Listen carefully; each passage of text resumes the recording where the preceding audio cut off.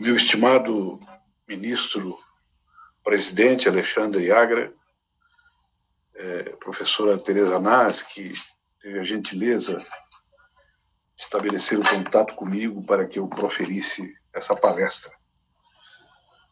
Ministro Alexandre, é uma grande honra compartilhar com o senhor e com os demais acadêmicos e acadêmicas deste evento magnífico que prestigia a nossa academia em escala nacional e certamente também em escala global.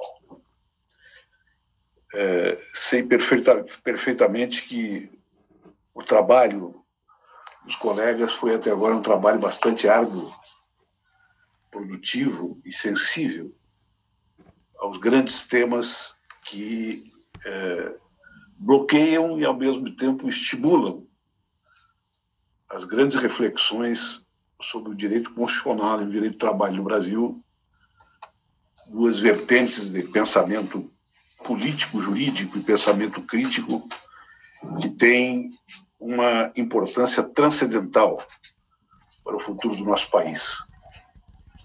Mormente porque ambos se vinculam concretamente às grandes questões relacionadas com os direitos fundamentais, o direito ao trabalho e o direito à educação, e porque estas duas vertentes de direitos que se originam das grandes revoluções dos séculos anteriores, elas estão hoje numa situação de suspensividade, estão em crise, estão instabilizadas.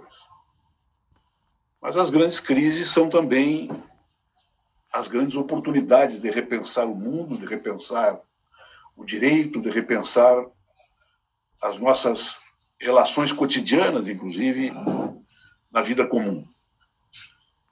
E não há nada mais intenso na vida comum do que o fato de que esses dois grandes elementos da relação social e do conhecimento jurídico e das técnicas jurídicas estão presentes na vida cotidiana de toda a comunidade.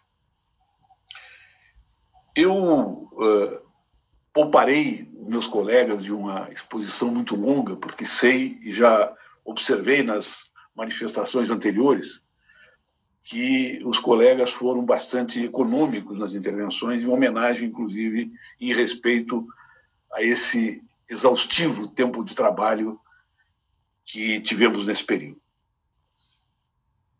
Então, eu vou pontuar algumas questões que me parecem fundamentais a respeito desse tema, que dizem respeito a 3 pequenos espaços de reflexão.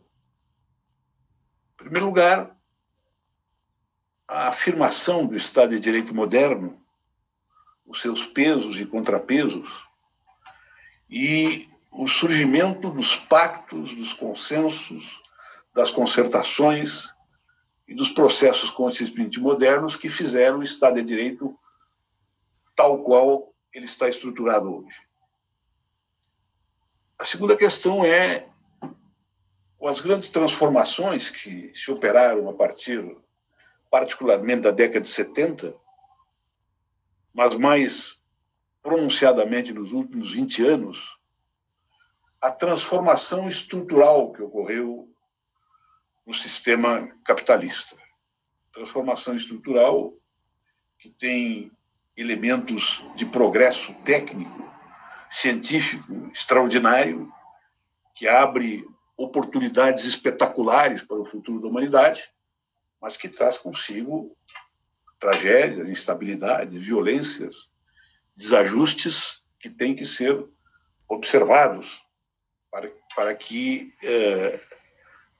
não transpassemos os limites daquilo que foi cristalizado como estrutura de direito do Estado Social para ir de encontro a um abismo.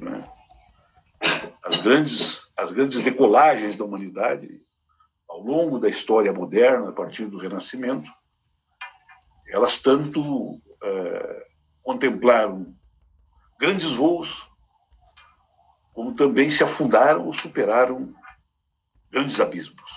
E esta é uma situação que está nos atormentando hoje, né, como mulheres e homens de pensamento, como juristas e também no cotidiano profissional. Essas transformações, elas colocaram por terra a estrutura produtiva e a estrutura de classes da sociedade industrial tradicional.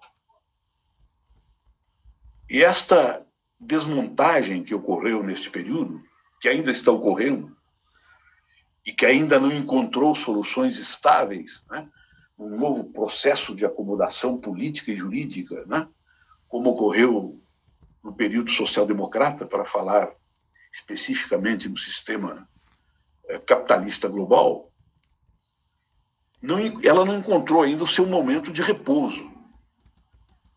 Portanto, não encontrou ainda a reestruturação para a funcionalidade das suas instituições que estejam adequadas a essa nova situação.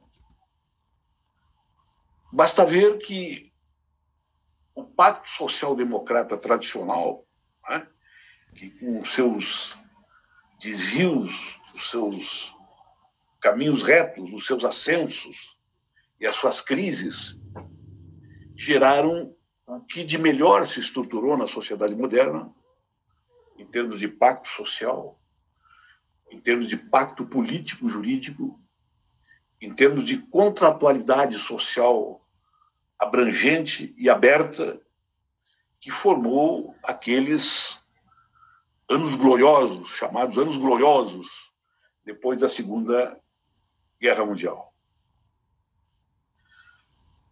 Aqueles pactos foram possíveis porque tinham sujeitos visíveis e representados para contratualizar a sociedade moderna do pós-guerra, que emergiu do pós-guerra. Esses sujeitos visíveis estavam presentes na cena política, na cena que constituía as novas constituições modernas, que formavam o Estado Social, originário lá daquelas grandes transformações que ocorreram no século passado na Alemanha, a partir de Weimar, e conseguiam estabelecer relações contratuais, tensas às vezes, complicadas às vezes, instáveis às vezes, mas relações que buscavam consensos e pactuações que se irradiavam para toda a sociedade. Então, o contrato social-democrata não foi um contrato, como se diz vulgarmente, entre burguesia e proletariado, entre empresários e trabalhadores. Foi um contrato social e político que reforçou o pensamento constitucional moderno, que resultou no Estado Social, e, ao mesmo tempo, se irradiou para a sociedade com um conjunto de instituições, né, de negociação política, de estabilização, de relações de trabalho, de regulamentação de profissões, de formação educacional nos países mais desenvolvidos, voltados para a formação técnica da indústria moderna, e tiveram um amplo sucesso. Ou seja, representaram a melhor ponta do desenvolvimento do sistema do capital em escala global. Este processo terminou. O contrato social-democrata, tal qual foi constituído no período anterior, não será mais revivido. Ele não será mais reconstituído. Por quê? Porque os sujeitos contratantes não existem mais da mesma forma que existiam no século passado. Os sindicatos industriais, que eram a potência mais forte nesse processo negocial constitutivo, né, dos hábitos negociais do Estado Social e da própria estrutura jurídica do Estado Social, contemplados, né, com as suas organizações sindicais, as suas grandes centrais, a sua capacidade de mobilização enorme de uma classe trabalhadora que estava em permanente crescimento, não existe mais. E do lado negocial dos empresários, das classes empresariais, para usar uma linguagem mais técnica e, ao mesmo tempo, mais universal entre nós, também não existe. Aqueles sujeitos negociais não têm mais autonomia negocial no terreno nacional, no terreno interno da nação, para sentar numa mesa e negociar cláusulas relacionadas com o funcionamento do Estado, com o funcionamento das relações de trabalho no interior das empresas, porque este setor está subsumido numa outra lógica, que não é mais uma lógica nacional, é uma lógica global, unificada pelo novo poder instituinte neste processo de reprodução ampliada do sistema capitalista, que hoje está nas mãos dos grandes bancos centrais dos países altamente desenvolvidos. A partir destas normativas é que se orienta o funcionamento da economia dos países dependentes, que leva uma modernização financeira e econômica aos países dependentes, que normalmente não diz respeito às equações políticas e jurídicas internas para solucionar esses problemas, mas sim para adequá-los a uma velocidade inusitada à nova ordem global do capital financeiro e às suas necessidades, as necessidades da sua reprodução ampliada. Qual é a consequência disso? A consequência disso é que, naqueles aspectos mais importantes relacionados com os direitos fundamentais, que abrangem 95% da população, que vive do seu trabalho, do seu pequeno negócio, da sua pequena atividade, estas necessidades não são necessariamente contempladas por esse processo de modernização. Tá? Na sua velocidade, esse processo de modernização, financeira, inclusive, ele exige dos países ainda abrigados nas condições sociais o reconhecimento de uma força normativa superior. É a força normativa superior que, independentemente da vontade dos governos políticos e das instâncias de representação social nas grandes negociações internas, do pacto político e do pacto social vigente, não obedecem a lógica dessas necessidades internas. Então, o ajuste ele tem uma força normativa tão intensa que, às vezes, chega a suprimir alguns aspectos normativos do Estado social em benefício dessa visão ajustável das economias e do direito interno a este processo de financiarização da economia global.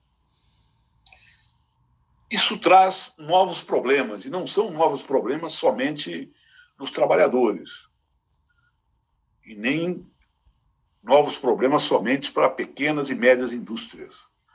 Traz novos problemas para a repactuação do contrato político e social que começa a erodir e ainda não se ergueu. Tá? Uma inteligência política e jurídica suficientemente acumulada para readequar essas necessidades internas e o seu consequente novo pacto social a esse processo devastador de ordem global.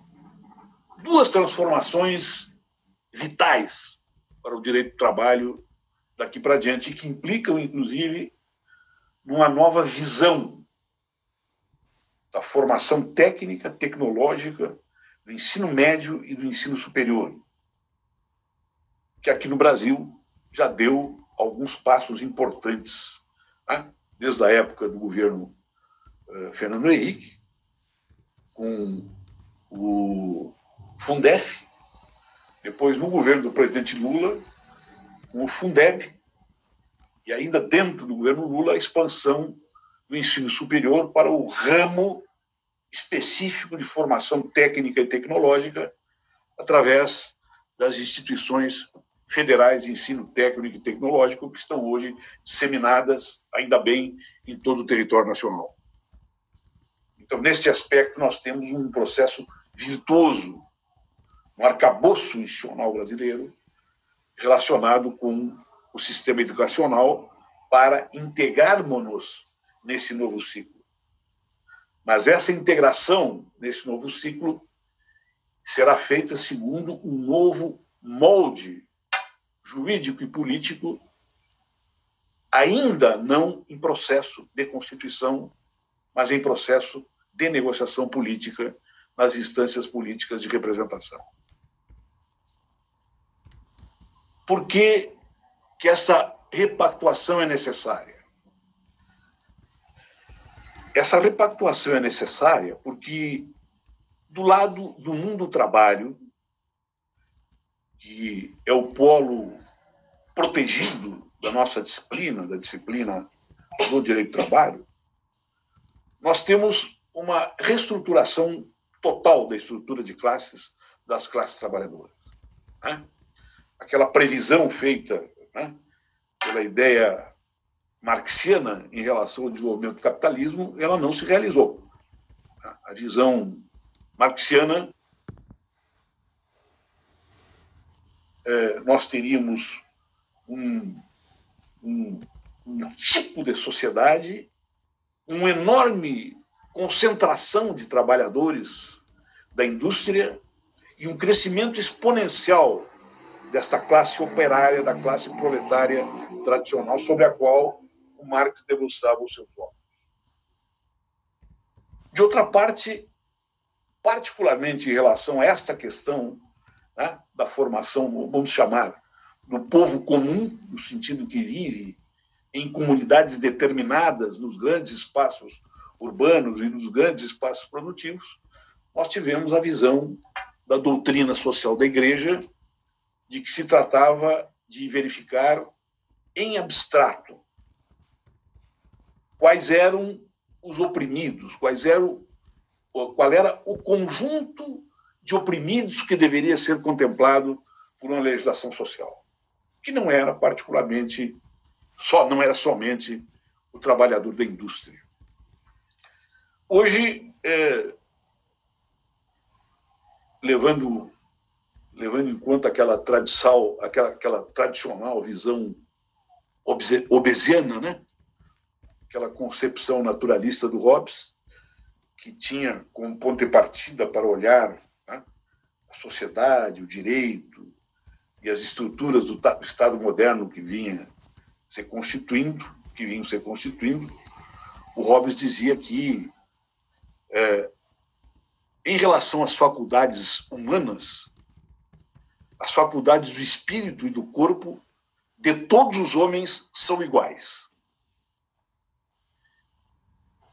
Hobbes tirava desta conclusão, desta afirmativa, desta premissa, uma conclusão contrária a esta visão preliminar que ele tinha do ser humano. Ele dizia, precisamente porque são iguais em corpo e espírito, é que os homens vão combater entre si. Eles vão usar as suas energias para combater entre si e uns suplantarem e dominarem os outros. Esta subjugação que decorreria desta situação natural na visão obesiana levaria, né, a nossa filosofia jurídica, a nossa filosofia do direito, a utilizar esta visão do direito natural, para dizer que se são iguais em corpo e espírito, devem ser iguais em direitos. Enquanto que o Hobbes dizia que o que nós tínhamos era que regular a subjugação. Então, de uma visão espontaneísta, né, naturalista, que via o direito natural, todos são iguais e devem ser iguais, né, que era, vamos dizer assim, um enunciado, né, um preâmbulo de todo o direito moderno, o Hobbes tirava uma visão realista e prática. Temos que ter um Estado para organizar esta subjugação, porque a organização da subjugação é um elemento da ordem estável. Da ordem estável que será determinada pela imposição da força. Pela imposição da força, dizia Hobbes, através do direito. Mas esta força, esta astúcia da dominação, tinha que ser consolidada num Estado de direito que compatibilizasse a superioridade da astúcia de um grupo, da vontade de um grupo, da força de um grupo sobre outro grupo. Esse é o Estado moderno. Aliás, um grande avanço, né, para a humanidade, porque é o momento em que começa a se pensar que se todos são iguais, né, em corpo e espírito, não podemos assumir a escravidão como uma determinação obrigatória do convívio humano. Depois dessa visão hobbesiana, moderna, revolucionária, na sua época, nós temos um degrau em direção ao Estado Social. Estado Social montado em cima daquela visão originária da concepção marxiana, de que o Estado deveria ser um regulador e um orientador do processo produtivo e da prestação de serviços de um ao outro na vida civil e na vida produtiva, para que, quanto menos subjugado fosse o homem, o ser humano, mais livre ele seria para exercer os seus direitos. Então, que perante os outros acadêmicos, isto é a grande origem do direito do trabalho, a grande origem dos direitos individuais do trabalho e dos direitos coletivos do trabalhador. Só que, como você disse no começo dessa exposição, estes sujeitos hoje estão fragmentados. Todos os grandes pactos que se constituíram a partir daí, dentro do Estado Social, tinham uma potência constitutiva da força do mundo do trabalho, organizada, concentrada, cada vez quantitativamente maior, que se expressava através das suas organizações, dos seus sindicatos, e, de outro lado, as classes empresariais e industriais concentradas também dentro dos seus organismos de representação, onde estabeleciam os pactos que faziam a sociedade andar, né? Às vezes com muita dureza, mas, em geral, com mais leveza, com mais consenso, com mais contratos, né? Com a possibilidade de ir modelando as relações sociais de acordo, né, com a força política e a força sindical, a força de representação desses polos constituintes. Volto, então, à questão-chave que ilustra aqui a minha exposição.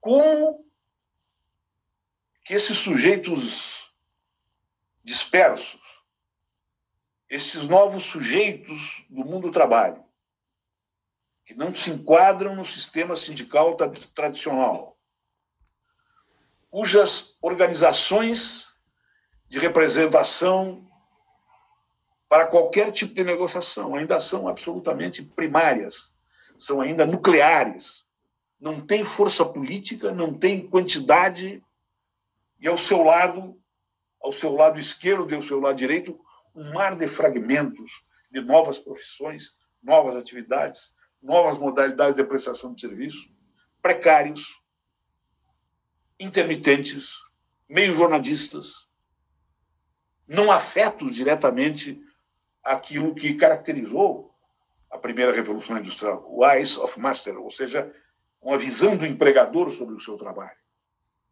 Do outro lado, é um conjunto de tomadores de serviços, de organizadores de serviços e de trabalhos colaterais ao processo industrial, que também não tem uma representação unitária para um novo pacto negocial.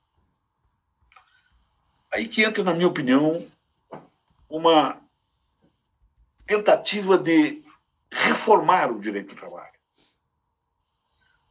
para que não seja somente o direito do trabalhador de carteira assinada, o trabalhador dependente mediante uma relação contratual subordinada, tradicional, tal qual nós conhecemos no direito do trabalho, inclusive a partir daquele conceito, né, medular do Mário de la Cueva, do contrato-realidade.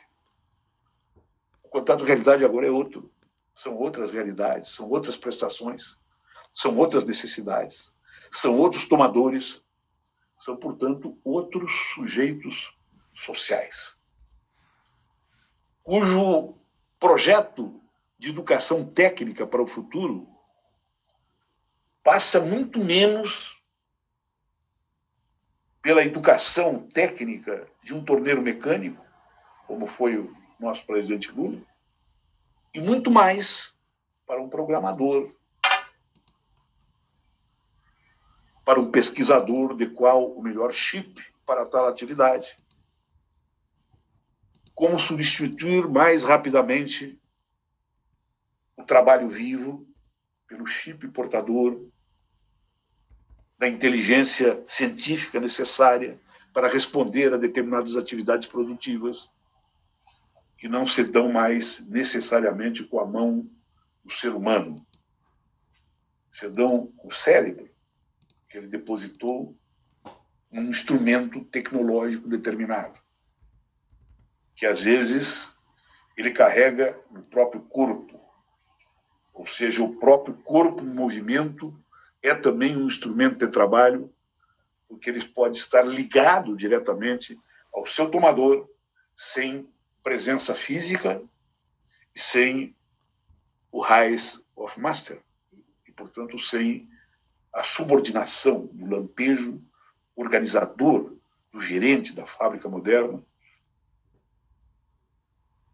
que agora são grandes mecanismos de controle, de organização da produção e de reprodução ampliada, portanto, do sistema do capital.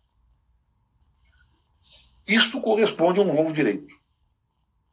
A um novo direito do trabalho, a uma reforma no elenco dos direitos fundamentais, não para suprimi-los, mas para readequá-los a esta nova vida, a esta nova novidade, a este novo processo de inovação. Novos processos de inovação se sucedem uns aos outros, conformando um mundo completamente diferente daqueles que, da minha geração, foram formados dentro da velha disciplina do direito do trabalho. Né? Lá estão os nossos grandes mestres, Russomano, Susequim e tantos outros que depois, mais modernamente, foram recriando, adaptando e construindo a grande doutrina trabalhista brasileira, que não é inferior a qualquer doutrina francesa do Cameron, do Leandro Caillan, do Trueba Urbina, do México, né? Os grandes juristas espanhóis também, que trabalharam de maneira dedicada a essas questões. Essas são as respostas que nós temos que dar. E essas respostas que nós temos que dar, elas estão depositadas hoje também no processo constitutivo de um novo sistema educacional. De um novo sistema educacional que saiba combinar a educação presencial com a educação à distância. Às vezes eu me pego em meios acadêmicos discutindo quem é que é a favor o que é contra a educação à distância. Enquanto que o problema, na verdade, não é esse. A educação à distância ela já existe e vai continuar existindo. Ela já está em pauta. Ela já está, inclusive, horizontalmente constituída, independentemente do Estado. Mas que saiba combinar essa educação à distância com a educação presencial. A vida comum na academia, com a vida aberta nas relações horizontais, fora da academia, voltadas para a sociedade. Que é capaz de criar maravilhas, mas é capaz de criar também níveis de exploração e de subjugação, naquele sentido obesiano, que podem nos levar ao retrocesso, ao invés de nos levar ao progresso, ao desenvolvimento, à coesão social mínima, à capacidade de exercício dos direitos fundamentais, que é o grande debate que está ocorrendo hoje no Brasil. Na minha opinião, uma situação um pouco desvantajosa para o polo mais humanista que lança os seus olhos sobre essa visão, como eu vi há pouco, né, o nosso penúltimo expositor, professor Robortella, se não me equivoco, que lançou um olhar magnífico sobre essa questão. Interpôs na questão da empresa a questão do humanismo. Esta visão do humanismo, né, ilustrado, ela se consolidou no Estado Social. Se consolidou, né, no século passado nos grandes contratos sociais-democratas, que muitos deles sobrevivem até hoje. E a educação vai ter que responder a isso. Vai ter que responder a estas questões. O Brasil não tem um sistema educacional perfeito.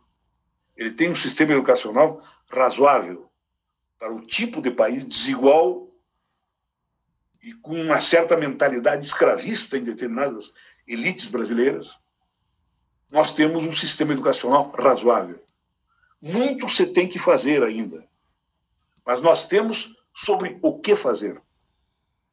Sobre um sistema que já funciona, um sistema que tem tido conquistas extraordinárias, com idas e vindas, com avanços de recursos, mas que tem hoje na academia, no ensino fundamental, no nível médio, exemplos ilustrativos extraordinários. E agora, com as instituições federais de ensino superior, que começou com uma ideia originária da escola de fábrica, ainda quando eu era ministro da Justiça, e que teve o apoio do conjunto da sociedade, partidos políticos todos, né, do campo democrático e também do campo conservador, mas com uma visão ilustrada, nós conseguimos ter um sistema de educação no Brasil que pode ser constituído, para não dizer reconstituído. Ele pode ser constituído a partir dessas novas necessidades, para um novo tipo de técnico, para um novo tipo de trabalhador, que, portanto, é um novo tipo de estudante, cuja identidade, inclusive, não vai se formar mais dentro do sistema fabril, da fábrica moderna, da visão coletiva da vida. Vai se formar a partir das relações de mercado e vai criar a sua identidade no mercado de consumo e no mercado de trabalho novo que está surgindo. Como pensar os elementos da ilustração e do humanismo, que vem da gloriosa Revolução Francesa, sobre esta nova situação é a nossa grande tarefa. E eu tenho certeza que a nossa academia já está dando uma grande contribuição nesta direção, particularmente nesse momento grave do nosso país, onde a questão democrática e a questão da pandemia estão convergindo para criar uma situação ou de enlace novamente na sociedade brasileira, de recoesão social e de diálogo político superior, ou então nos levar ao abismo e à crise, que é que eu realmente não acredito que vai acontecer. Obrigado pela atenção dos meus queridos colegas, por essa distinção que eu recebi de falar com vocês. Obrigado.